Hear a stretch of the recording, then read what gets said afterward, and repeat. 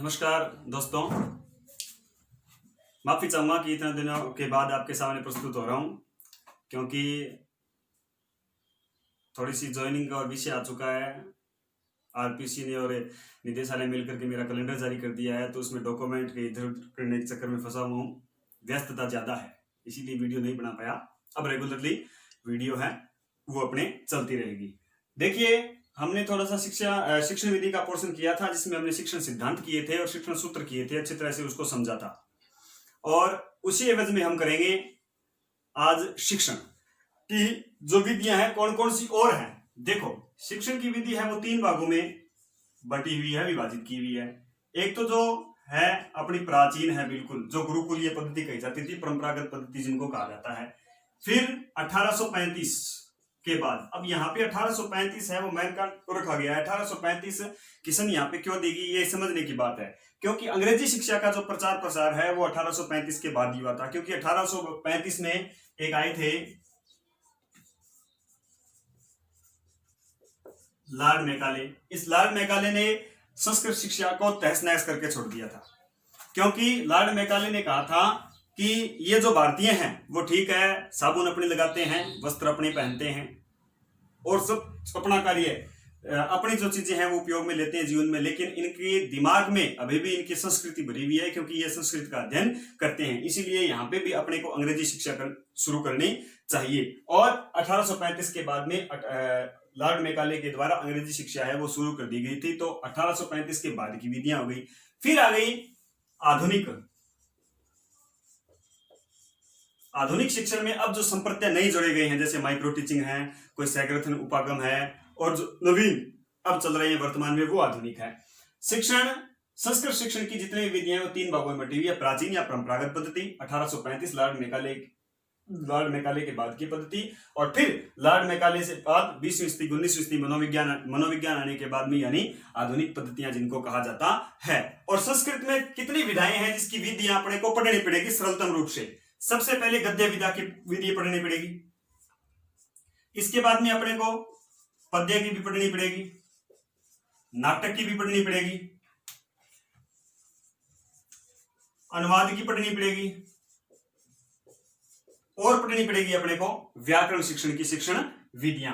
गद्य की, पद्य की, नाटक की, अनुवाद की, व्याकरण की। अब सबसे पहले देखो, ये गद्य होता क्या है, पद्य होता क्या है, नाटक होता क्या है, अनुवाद क्या होता है, व्याकरण क्या होता है, इसका थोड़ा सा संक्षिप्त विवरण हम देख लेते हैं। गद्य क्या होता है? साहित्य दर्पण में विश्वनाथ ने कहा है, वृत्तबंध रहितो गद्यम, यानी जो छंद और अलंकार से जो रहित होगा वो क्या होगा? गद्य होगा। और पद्य कौन सा होता है? रसात्मकम वाक्यम काव्यम, यानी जो रसात्मक, जहां पे रसानुभूति होती है, जहां पे आरोह अवरोह यति गति का प्रयोग किया जाता है, वो पद्य है, यानी जिसको हम श्लोक कहते हैं। नाटक वो चीज है जो श्रव्य और दृश्य दोनों है। यानी धनंजय ने कहा इसमें, नाटक क्या होता है? अवस्था अनुकृति नाट्यम, यानी किसी अवस्था की वैसी अनुकरण करना, अनुकृति करना क्या होता है? नाटक श्रव्य और दृश्य दोनों में आता है। ध्यान रखना, साहित्य सामग्री में भी इस प्रकार के प्रश्न है वो कभी पूछ लिए जाते हैं श्रव्य दृश्य सामग्रियों में। अनुवाद सबका होता है, नाटक का भी होगा, पद्य का भी होगा, गद्य का भी होगा, व्याकरण के सूत्रों का भी अनुवाद किया जाता है, तो अनुवाद शिक्षण अलग से हो गया। व्याकरण क्या चीज है? व्याकरण वो चीज है जो भाषा को एक स्थायी रूप प्रदान करता है, जिसमें किसी भी प्रकार की गलती की गुंजाइश नहीं रहती, वो व्याकरण होता है। व्याकरण शिक्षण की विधियां अपने को पढ़नी पड़ेगी। व्याकरण शिक्षण की विधियां पढ़ते समय जो साइंस जिसके पास है, जिसके पास मैथ इत्यादि है, और हिंदी के व्याकरण की विधियां, संस्कृत के व्याकरण की विधियां, पूरा का पूरा साइंस और पूरा का पूरा मैथ है वो इसमें इसकी विधियों में समाहित हो जाएगा। क्योंकि मैथ में भी सूत्र होते हैं, संस्कृत के व्याकरण में भी क्या होते हैं? सूत्र होते हैं, और साइंस में भी सूत्र होते हैं। तो इसकी जो अपनी विधियां हैं व्याकरण शिक्षण की, तो वो साइंस मैथ में भी काम आ जाएगी साथ साथ में, और अपने व्याकरण में काम आएगी। हिंदी संस्कृत की विधियां हैं वो बिल्कुल समान चलेगी। गद्य, पद्य, नाटक, अनुवाद और व्याकरण, ये रहा संक्षिप्त इसका विवरण। आज हम जो विधियां पढ़ने जा रहे हैं वो क्या है? नाटक की विधियां पढ़ने जा रहे हैं कि नाटक होता क्या है असल में, नाटक की उत्पत्ति कैसे हुई, किस सबसे पहले नाटक के जो आचार्य है वो कौन से कहे जाते हैं। दोस्तों, सीधी सी बात है, आदि अनादि काल से अपने मनोरंजन के रूप में नाटक का प्रयोग किया जाता है। अब आप कहीं कह दोगे कि ये सीरियल है वो नाटक है, कहना है ये नहीं।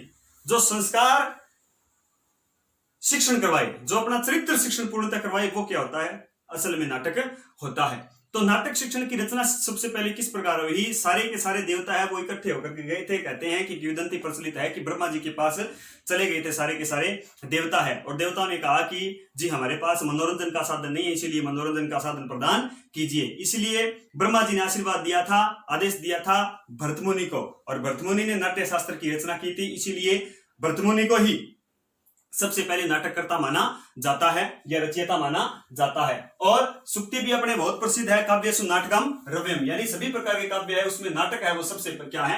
रमणीय है। और सबसे पहला जो नाटक करता है वो कौन है? भरत मुनि है। भरत मुनि ने किसकी रचना की थी? भरत मुनि ने नाट्य शास्त्र की रचना की थी। और भरत मुनि ने नाटक को क्या कहा है? पंचम वेद कहा है।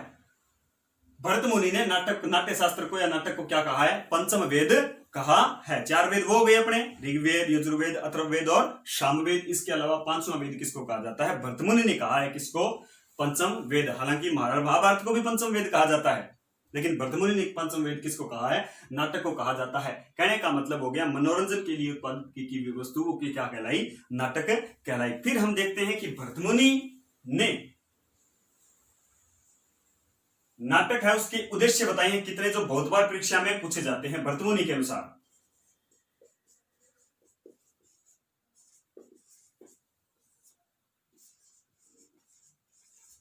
हितोपदेश जननम,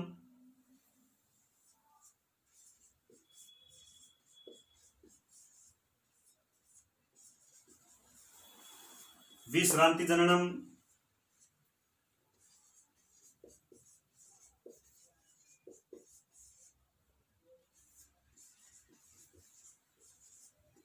मनोविनोद जननम।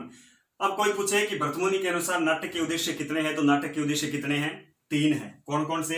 हितोपदेश, हितोपदेश का मतलब हित प्लस उपदेश, यानी हित की उपदेश दे, वो क्या है? नाटक है। दूसरा विश्रांति, विश्रांति का मतलब क्या होता है? शांति,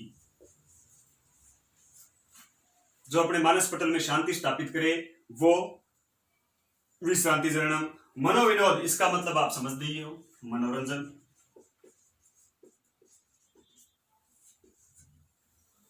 मनोरंजन जो करवाता है वो क्या है? नाटक है। नाटक क्या होता है? नाटक श्रव्य और दृश्य दोनों होता है, न केवल श्रव्य होता है न केवल दृश्य होता है, बल्कि श्रव्य और दृश्य दोनों ही प्रक्रियाओं में लिया जाता है। हितोपदेश जननम, विश्रांति जननम और मनोविनोद, जिसमें विश्रांति शांति, हितोपदेश हित के जो उपदेश थे, और मनोविनोद जननम नाटक के क्या होते हैं? उद्देश्य है। दूसरे प्रकार से देखा जाए कि नाटक के उद्देश्य क्या है, तो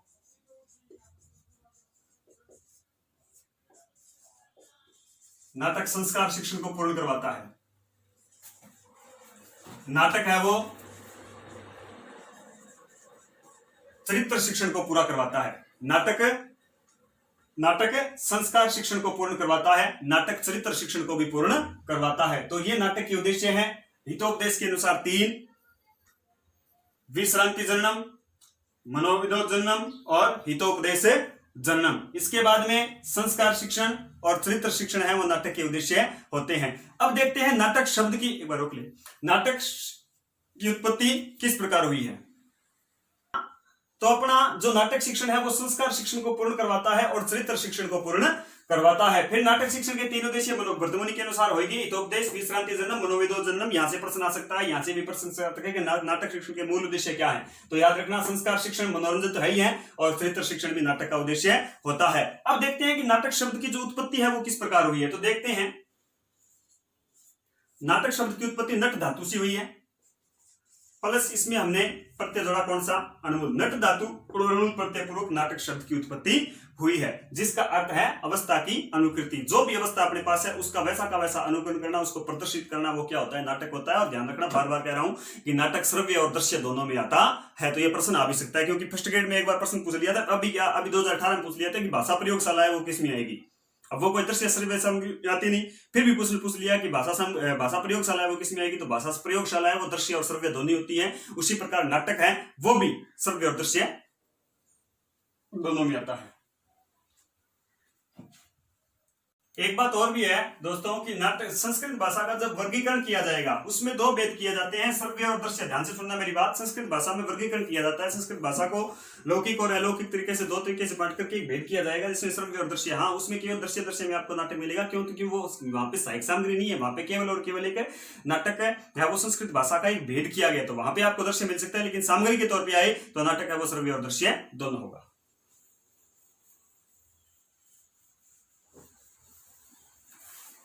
अब करते हैं हम नाटक शिक्षण की विधियां। कौन कौन सी विधियां होती हैं?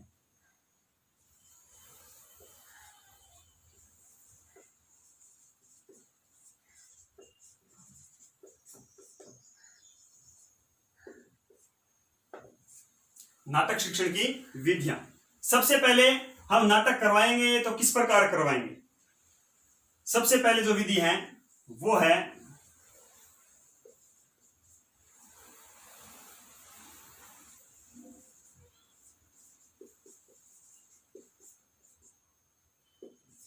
आदर्श अभिनय विधि।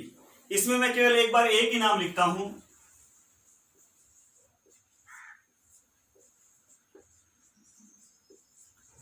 शिक्षक केंद्रित। इसका मतलब क्या है? आदर्श अभिनय विधि, यह आपको पता है कि नाटक होगा तो वो अभिनय प्रधान तो होगा ही होगा। नाटक में अभिनय प्रधानता से लिया जाता है। अब सबसे पहली विधि आदर्श अभिनय विधि। इसका मतलब क्या है कि अध्यापक है वो एक आदर्श प्रस्तुत करेगा। कैसे? जैसे मान लो कोई नाटक चल रहा है, उसमें पात्र है, राम है, सीता है, रावण है, लक्ष्मण है, तो इस प्रकार के सभी पात्रों का रोल है वो कौन करेगा? केवल और केवल शिक्षक है वो प्रदर्शन करेगा। तो इसका मतलब ये हम ये कह सकते हैं कि ये जो विधि है वो किस पर केंद्रित है? शिक्षक केंद्रित है। क्यों? क्योंकि इसमें शिक्षक तो जरूर सक्रिय रहेगा, लेकिन बच्चे हैं, बालक हैं, वो सक्रिय नहीं रहेंगे। इसीलिए इस विधि को शिक्षक केंद्रित कहा जाता है। और आदर्श अभिनय विधि है वो मनोवैज्ञानिक सिद्धांतों के प्रतिकूल है, अनुकूलन नहीं होता है। सबसे पहले विधि अपनी आदर्श अभिनय विधि। आदर्श अभिनय विधि कौन करेगा? सारा का सारा कार्य है वो शिक्षक करेगा, इसीलिए ये शिक्षक केंद्रित विधि कही जाती है। एज ए व्याख्या विधि है, उसके समकक्ष यह विधि है नाटक शिक्षण की सबसे पहली विधि शिक्षक केंद्रित, लेकिन मनोवैज्ञानिक सिद्धांतों के प्रतिकूल है। क्यों? क्योंकि इसमें शिक्षक सक्रिय रहता है, छात्र सक्रिय नहीं रहते हैं। और मनोविज्ञान क्या चाहता है? मनोविज्ञान कहता है कि छात्र है वो क्या रहे? सक्रिय रहे, और अध्यापक केवल पथ प्रदर्शक रहे। पथ प्रदर्शक का मतलब हो गया कि शिक्षा है वो बालक के लिए होनी चाहिए, न कि बालक होना चाहिए शिक्षा के लिए।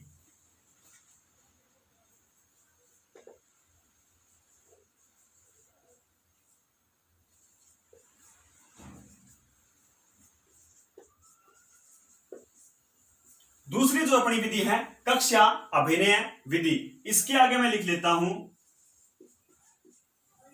छात्र या विद्यार्थी।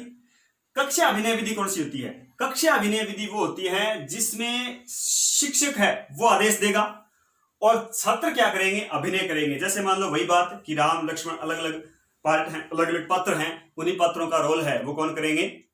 बालक करेंगे। जैसे सीता की जगह कोई लड़की खड़ी हो जाएगी, राम की जगह कोई लड़का खड़ा हो जाएगा, रावण के लिए किसी और जो रावण है वो कक्षा में बनाया जाता है। कहने का मतलब हो गया कक्षा में एक रंगमंच की तरह अभिनय होना, कक्षा में अभिनय प्रदान करना। लेकिन इसमें एक छोटी सी दिक्कत है, क्योंकि बालक है वो पूरी तरह से संस्कृत है वो पढ़ नहीं सकता, इसीलिए कई बार भाषा शैली की बिल्कुल अपेक्षा हो जाती है, अर्थ का अनर्थ भी हो जाता है।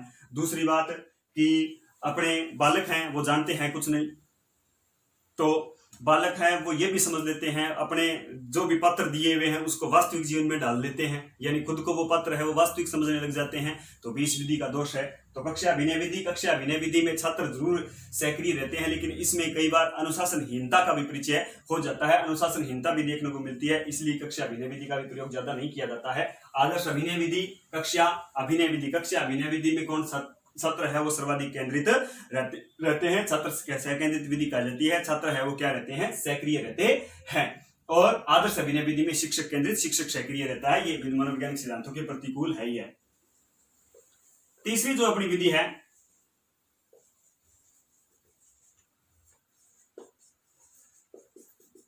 रंगमंच विधि। रंगमंच विधि कौन सी होती है? रंगमंच का मतलब हम ये कह सकते हैं कि वर्तमान में अपना जो नाम लेते हैं स्टेज, वो क्या होता है? रंगमंच होता है। उस पे ला करके छात्रों के द्वारा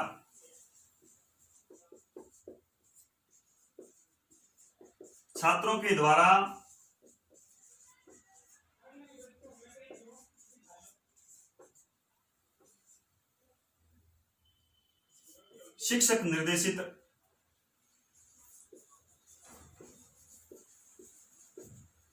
प्रस्तुतिकरण, यानी रंगमंच पे नाटक का प्रदर्शन कौन करेंगे? छात्र करेंगे। और किसके निर्देशन में करेंगे? शिक्षक के निर्देशन में करेंगे। इसीलिए नाटक शिक्षण की अच्छी विधि मानी जाती है रंगमंच विधि। लेकिन ध्यान रखना, सर्वश्रेष्ठ विधि नहीं मानी जाती है। सर्वश्रेष्ठ विधि क्यों नहीं मानी जाती है? क्योंकि ये बहुत ही खर्चीली विधि है।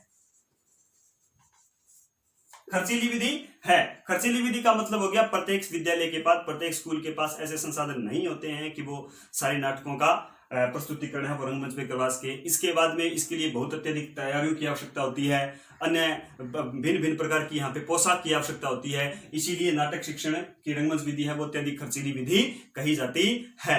अब देखो, छोटी सी बात है कि जैसे मान लो 10वीं 12वीं क्लास की कोई भी संस्कृत की बुक है, उस बुक में लगभग आपको नाटक के पाठ मिल जाएंगे 4 या 5 पाठ तो मिल जाते हैं। अब 5 पाठ जब उस 20 पाठों में से मिल गई तो 5 नाटकों का मंचन करवाना रंगमंच पे। अब सोचो कि 5 पाठ का हम रंगमंच करवाएंगे तो कितनी उसके लिए तैयारी होगी। फिर भिन्न भिन्न प्रकार के पात्र अपने को वहां पे ढूंढने पड़ेंगे, उनको ट्रेंड करना पड़ेगा।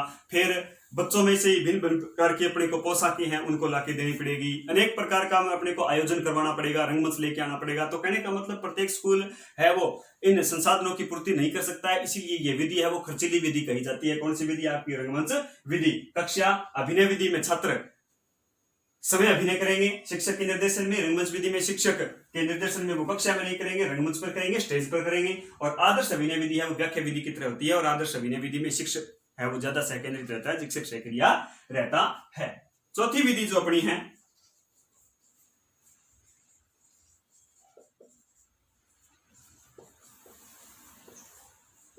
वो विधि है समवाय विधि। और समवाय विधि को हम कहें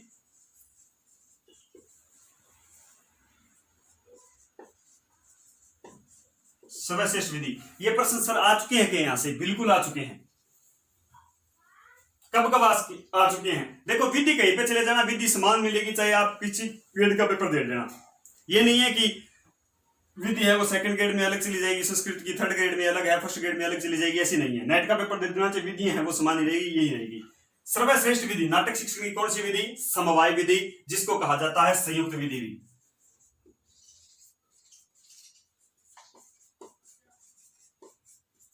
संयुक्त विधि या समवाय विधि नाटक शिक्षण की सर्वश्रेष्ठ विधि कही जाती है। सेकंड ग्रेड 2017 में यह प्रश्न पूछ लिया गया है। और मेरा जिसमें सिलेक्शन हुआ है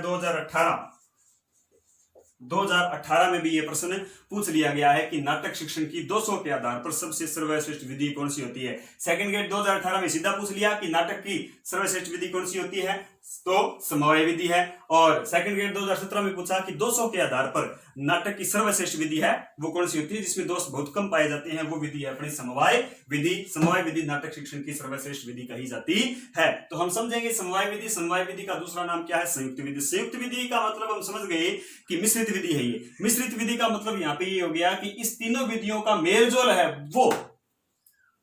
वो क्या होगा? समवाय होगा। यानी आदर्श विधि का भी प्रयोग करो, कक्षा अभिनय विधि का भी प्रयोग कर लो, रंगमंच विधि का भी प्रयोग कर लो, वो विधि कौन सी कहलाएगी? समवाय विधि कहलाएगी। कहने का मतलब हो गया, जैसे वही उदाहरण, प्रत्येक एक किताब है, एक किताब में 5 पाठ है, 5 पाठों का आप इस प्रकार से शिक्षण करवा देते हो 500 का, तो आदर्श अभिनय विधि होगी। और 500 का आप इस प्रकार से करवा देते हो वो कक्षा अभिनय होगी। उन 500 पाठों का अगर रंगमंच विधि के द्वारा करवाते हो तो वो रंगमंच विधि कहलाएगी। लेकिन उन्हीं 500 लेसनों का, उन्हीं 500 पाठों का प्रयोग आप एक जैसे इसका करवा दिया, 2 जैसे इसके करवा दिए, एक आधा जैसे इसका करवा दिया, तो इसका मतलब आप भिन्न भिन्न पद्धतियों का प्रयोग कर रहे हैं, तो वो विधि कौन सी हो गई? समवाय विधि हो गई, संयुक्त विधि हो गई। और संयुक्त विधि है वो नाटक शिक्षण की सर्वश्रेष्ठ विधि कही जाती है। क्यों? क्योंकि इसमें सारे के सारे पाठ है वो रंगमंच विधि के द्वारा प्रदर्शन नहीं करने पड़ेंगे, इससे खर्चा अपने को बहुत कम आएगा। कक्षा अभिनय विधि है, कक्षा अभिनय विधि का भी प्रयोग इसमें हो जाएगा, छात्र भी सहकेंद्रित हो जाएंगे, ये भी हो जाएगा। आदर्श अभिनय विधि का भी प्रयोग हो जाएगा। तो समवाय विधि है वो नाटक शिक्षण की सर्वश्रेष्ठ विधि कही जाती है।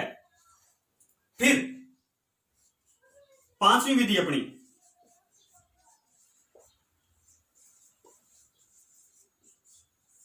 व्याख्या विधि। ध्यान रखना मेरे भाइयों, व्याख्या विधि है वो सब में आएगी।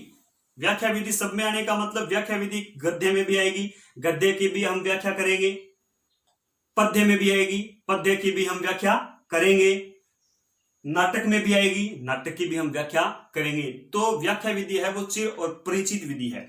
देखो व्याख्या विधि, अगर ये प्रश्न आ जाए कि सबसे ज्यादा वर्तमान में उपयोगी विधि कौन सी है, तो व्याख्या विधि है। ये प्रश्न आ जाए कि आधुनिक समय में विद्यालयों में काम में ली जाने वाली सबसे प्रचलित विधि कौन सी है, तो भी कौन सी विधि आएगी, आपकी व्याख्या विधि है। एक बार हिंदी में ये प्रश्न आया था, शायद पिछली रीट में आया था या 2015 वाली में आया था, ये मेरे कंफर्म नहीं है, लेकिन प्रश्न पूछ लिया था कि आधुनिक समय में विद्यालय में चलने वाली सबसे ज्यादा विधि कौन सी है। उत्तर आया था उसका व्याख्या विधि। अब समझते हैं कि व्याख्या होता क्या है, और व्याख्या में दोष है, लेकिन फिर भी मनोविज्ञान व्याख्या विधि को है वो अनुकूल नहीं मानता है, अपने प्रतिकूल मानता है। क्यों? क्योंकि इस विधि में शिक्षक बिल्कुल एक कथावाचक की तरह होता है, और कथावाचक की तरह क्या करता है, व्याख्या करता है, शब्दों को, कठिन शब्दों को उसके बच्चों के सामने प्रस्तुतिकरण उनका देता है। लेकिन फिर वही बात कि व्याख्या विधि है वो शिक्षक केंद्रित है, छात्र केंद्रित नहीं है। क्योंकि व्याख्या करने से लगातार वो शिक्षक है वो तो जरूर ये बात है कि सक्रिय रहेगा, लेकिन बालक है वो सक्रिय इसमें नहीं रह सकते हैं।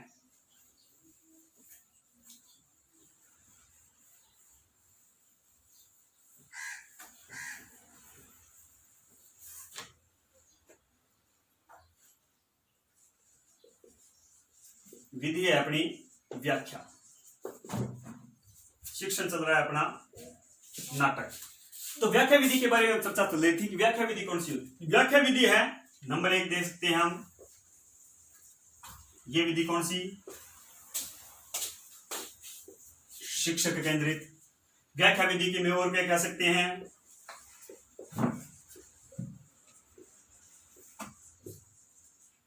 शिक्षक इसमें क्या रहेगा, सक्रिय। व्याख्या विधि में बालक रहेंगे निष्क्रिय। व्याख्या विधि में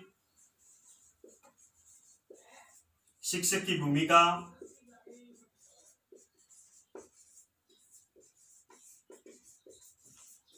कथावाचक की तरह। व्याख्या विधि है वो कौन से स्तर के लिए उपयोगी है,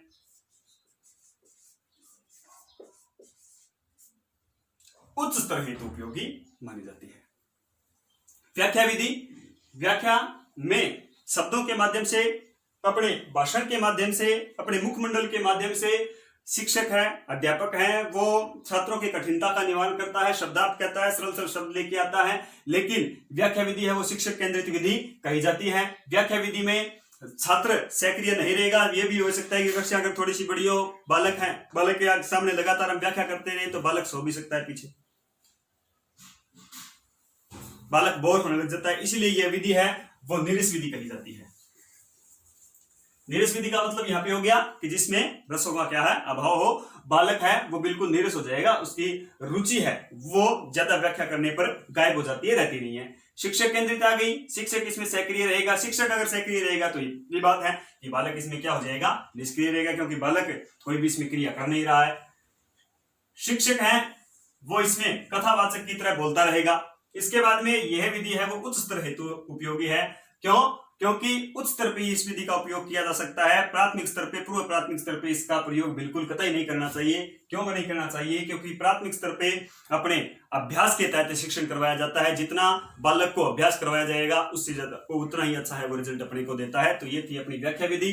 नाटक शिक्षण हमने पढ़ा, नाटक शिक्षण की उत्पत्ति पढ़ी, नाटक की उत्पत्ति पढ़ी। नाटक शिक्षण का सबसे पहले आचार्य भरतमुनि पढ़ा। भरतमुनि ने कितने उद्देश्य बताए हैं? 3 उद्देश्य बताए हैं। हितोपदेश जननम, विश्रांति जननम, मनोविनोद जननम। इसके अलावा नाटक शिक्षण में हमने उसका जो मूल उद्देश्य है वो संस्कार शिक्षण, चरित्र शिक्षण आता है। नाटक शिक्षण में हमने इसकी विधियां मिली। नाटक शिक्षण को पंचम वेद कहा जाता है। सबसे पहले हमने विधि पढ़ी इसकी नाटक शिक्षण की, आदर्श अभिनय विधि। आदर्श अभिनय विधि है वो शिक्षक केंद्रित होती है, उच्च स्तर हेतु उपयोगी होती है।